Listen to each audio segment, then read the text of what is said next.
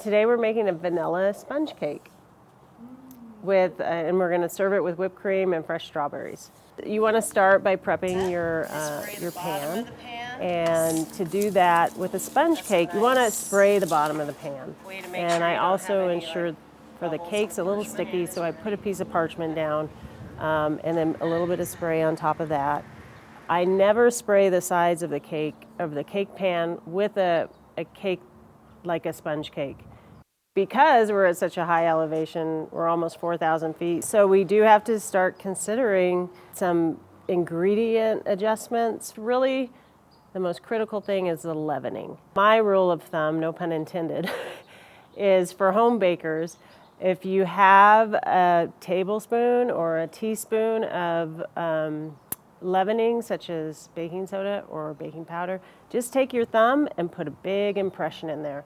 And that'll take out about a third of the baking powder. I think whipping the eggs to a really nice, light, lemony yellow, and the eggs and the sugar, getting a really nice volume in there.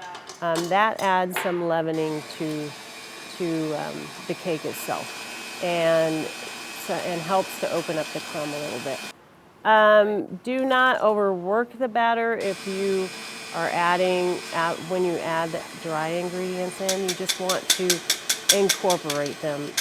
Don't overmix them. This is not a cake that you want to beat the heck out of. You just want to delicately bring those ingredients until they're all incorporated. If you have a few small lumps in there, don't worry about it. Typically, they bake themselves out in this particular cake. For this particular cake is very, very delicate.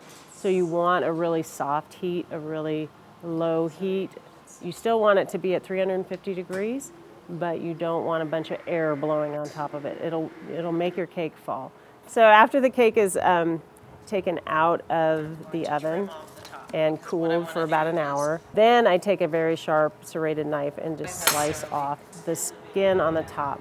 I made a really nice simple syrup that has a little bit of Grand Marnier in it. You're going to skim the top of that cake off so that the liquid soaks into the sponge cake. That's why it's called a sponge cake, because it soaks up liquid.